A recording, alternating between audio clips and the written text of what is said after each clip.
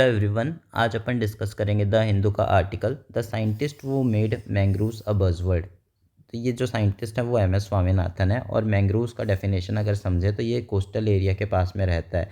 कैसा दिखता है ये होता है मैंग्रोव्स ये।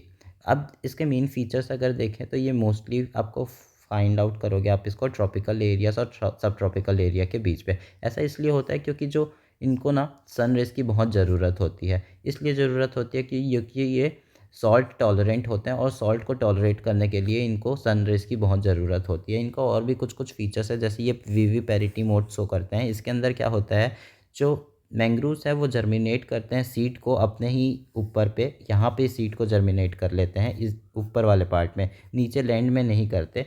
सो दैट वो ओवरकम कर सकें जो सलाइन का वाटर जर्मिनेशन प्रॉब्लम है। नीचे पे तो सलाइन रहता है तो वहाँ पे जर्मिनेट नहीं हो पाता, तो ऊपर ही इन लोग पैदा कर लेते हैं। अब अगर मैं और डीप अंडरस्टैंडिंग बनाएं तो स्टार्टिंग में बोलते हैं ऑथर 1980s तक मैंग्रोव्स को सिर्फ अंडरस्टूड किया जाता था जहाँ वहाँ पे कोई कम्युनिटी रहती है, फिशरी रिसोर्स मिलते हैं, बस इतना ही। पर जो मैंग्रोव्स है अब वो बहुत बज़वर्ड टाइप का बन गया है। जो एरिया है वो डिज़ास्टर रिस्क रिडक्शन के लिए हेल्प करता है। बहुत सारे अगर मैंग्रोव्स रहेंगे तो जो टाइडल इफ़ेक्ट आएगा उससे प्रोटेक्ट कर सकता है हमको, और किया भी है बहुत सारे जगह पे, उड़ीसा वगैरह पे। अब ये ऑल्सो हेल्प करता है कि जो क्लाइमेट एडप्शन है, कैसे क्लाइमेट एडप्ट कर सकते हैं हम, कार्बन सिक्वेंस्ट्रेशन के थ्रू। अगर मैंग्रोव्स रहेगा तो ये ज़्यादा कार्बन सिक्वेंस्ट्रेट कर सकते हैं ना, कार्बन डाइऑक्साइड को अपने ऊपर बचा के, मतलब इकट्ठा करके रख सकता है उसके अंदर ही, सो दैट वो कार्बन डाइऑक्साइड अपने जो इन्वायरमेंट में है वो नहीं आएगा। अब टर्निंग पॉइंट में देखें तो जो यूनेस्को है उन्होंने इनिशिएट किया था regional project on mangroves research इन 1988 पे। पर जो 1989 में एम एस स्वामीनाथन ने प्रपोज किया लीडिंग रोल मैंग्रोव्स को मैनेज करने के लिए, तब से चेंजेस आना शुरू हुए। और जो इसका इम्पैक्ट है उसको भी स्टडी करने की बात की।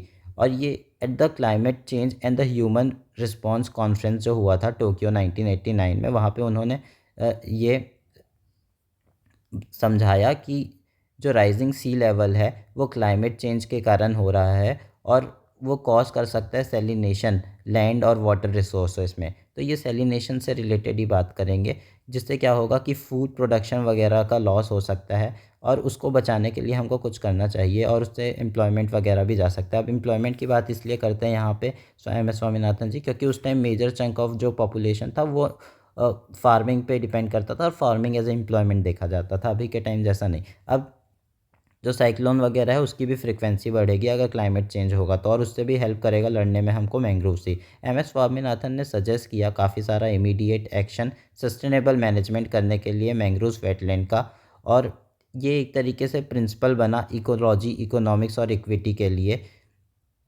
जो रिसर्च था वो उसके यूटिलाइजेशन के लिए था, मैंग्रोव्स के जेनेटिक रिसोर्स के यूटिलाइजेशन के लिए इन्होंने रिसर्च किया था। ये जो साइंटिस्ट हैं एम एस स्वामीनाथन जी, एम एस स्वामीनाथन जी वही हैं जिन्होंने ग्रीन रिवॉल्यूशन में मेजर रोल प्ले किया था इंडिया में, ठीक है। इन्होंने बोला कि जो साइलेंट टॉलरेंट क्रॉप है, सेलाइन टॉलरेंट क्रॉप, उसको हम यूज़ कर सकते हैं। वो जो जीन है सेलाइन टॉलरेंट क्रॉप, उसको हम राइस वगैरह में भी डाल सकते हैं उसके जीन्स को, और फिर वो राइस है वो भी सेलाइन टॉलरेंट हो जाएगा, उससे हम फूड प्रोड्यूस कर सकते हैं अच्छे से। एम एस स्वामीनाथन ने इनिशिएट किया था international society for mangrove ecosystem. ये ओकिनावा जापान में 1990 इसमें इसको इस्टेब्लिश किया गया था, और ये एक तरीके से बहुत इंपॉर्टेंट है प्रीलिम्स के लिए भी, ठीक है। एम एस स्वामीनाथन ने सर्व किया था इसका फाउंडिंग प्रेसिडेंट 1993 तक, और उन्होंने को क्रिएट किया था चार्टर फॉर मैंग्रोव्स वगैरह, जिसको रूल्स को फॉलो करना था।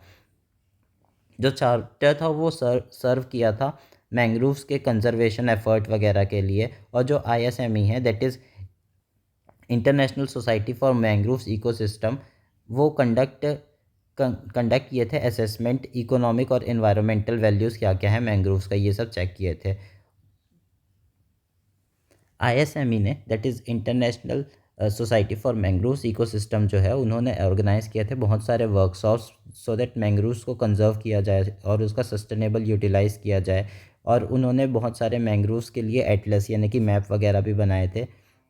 ग्लोबल इंफ्रास्ट्रक्चर फॉर कंजर्वेशन देखें तो बहुत सारे और भी वाइटल कंट्रीब्यूशन थे जो एम एस स्वामीनाथन ने, जैसे ग्लोमीज करके था वो किया, जिसमें क्या होता है development of global mangroves database and information system. उसमें उन्होंने डेटाबेस बनाया और किसके हेल्प से, बहुत सारे साइंटिस्ट उसके साथ मिलकर हेल्प किए थे जिन्होंने फोकस किया था। इसका मेन फोकस भी था कि जो डॉक्यूमेंट किया जाए जेनेटिक रिसोर्सेज को। ये हुआ था 1992 पे। इसमें इवेल्युएट किया गया था अप्रॉक्सीमेट 23 मैंग्रोव साइट को साउथ और साउथ एशियाज़ पे। अगेन देखो ये साउथ और साउथ एशिया की बात कर रहा है, अमेरिका की बात नहीं कर रहा, क्योंकि ये सब ट्रॉपिकल एरिया पे ही मिलते हैं ये मैंग्रोव्स वगैरह है जो। अब जो न्यू कंजर्व्ड और मॉनिटर्ड और managed as a protected area, जो ये जो 23 साइट्स थे उसको अब कंजर्व्ड और मॉनिटर्ड और मैनेज किया जाता है एज अ प्रोटेक्टेड एरिया के अंदर।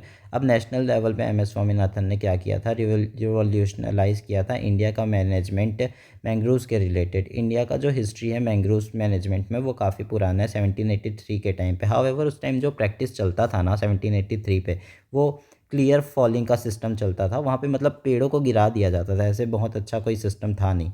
फिर जैसे जैसे टाइम आगे बढ़ा, ब्रिटिश कॉलोनियल पीरियड जो है 1980 तक, तो चलो फिर भी 1947 में हमको मिल गई थी इंडिपेंडेंस, फिर भी जो ब्रिटिश कॉलोनियल पीरियड का है वो 1980 तक चले आ रहा था। जो इंडियन फॉरेस्ट एक्ट आया, उन्होंने चेंजेस लाए बहुत हैवी। 1980s में जो इंडियन फॉरेस्ट कंजर्वेशन एक्ट था उसने रिस्ट्रिक्ट किया फॉरेस्ट लैंड लीजिंग वगैरह को नहीं होना चाहिए, और जो नेचुरल प्लांट हैं उसको आप नहीं गिरा सकते। ये सब बहुत सारे इसमें चेंजेस लाए गए और उसके कारण हम बचा पाए।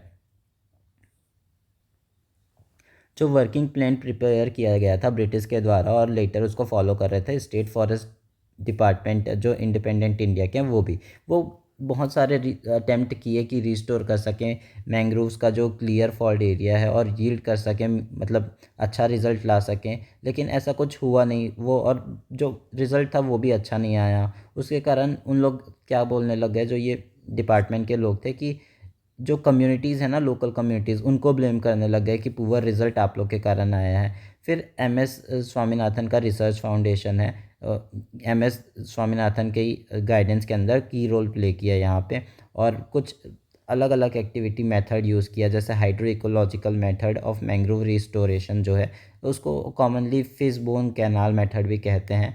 वो वहाँ पे पायलट टेस्ट किया गया, और इसी टेस्ट को बाद में गवर्नमेंट ने बोला कि जहाँ जहाँ इम्प्लीमेंट कर सकते हैं कर देना चाहिए,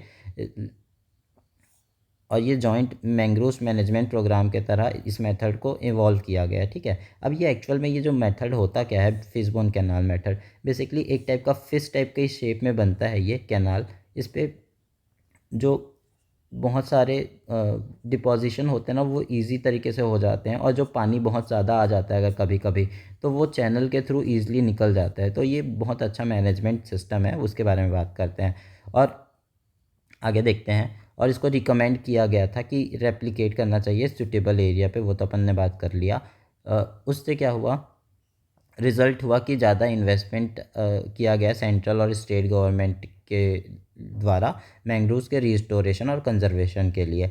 अब इसके कारण क्या हुआ, बहुत सारे इमेंस रोल प्ले हुए, मतलब मैंग्रोव्स ने प्ले किया कि मैंग्रोव्स जो 1919 में उड़ीसा में सुपर साइक्लोन आया था, एग्जांपल देते हैं, वो उससे प्रोटेक्ट कर सका। जो 2004 में इंडियन ओशन सुनामी आया था, वो उसमें लॉस ऑफ लाइफ और डैमेज ऑफ प्रॉपर्टी है उसको भी डिक्रीज़ कर पाया। ऐसा नहीं कि पूरा रोक लिया, लेकिन बहुत हद तक रिड्यूस कर दिया था। अब जो राइज इन मैंग्रोव्स कवर है, सिंस मैंने बताया था स्टार्टिंग में कि आज मैंग्रोव्स डे है जुलाई 26 को, इस ओकेशन में अगर हम देखें तो जो Indian state of forest report है 2023 का, वो बताता है जो टोटल मैंग्रोव्स कवर है इंडिया पे वो 4991.68 किलोमीटर स्क्वायर हो गए हैं, जो कि अकाउंट करते हैं 0.5% total geographical area of the India. ठीक है, जबकि ये एरिया 2019 के अगर Indian state of forest report देखें तो उससे 16.68 किलोमीटर स्क्वायर ज़्यादा है।